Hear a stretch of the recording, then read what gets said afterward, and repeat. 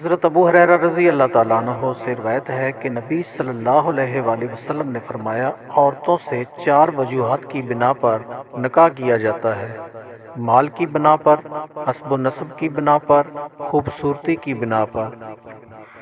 تو دین والی کو حاصل کر، تیرے ہاتھ خاک آلود ہوں۔ حضرت ابو ہریرہ رضی اللہ تعالیٰ عنہ سے روایت ہے کہ رسول اللہ صلی اللہ علیہ وآلہ وسلم سے پوچھا گیا، کون سی عورت بہتر ہے؟ آپ نے فرمایا، وہ عورت کہ جب خاوند اسے دیکھے تو وہ اسے خوش کر دے، اور جب اسے کوئی حکم دے تو وہ اس کی اطاعت کرے، اور اپنے نفس اور مال میں اس کی مخالفت نہ کرے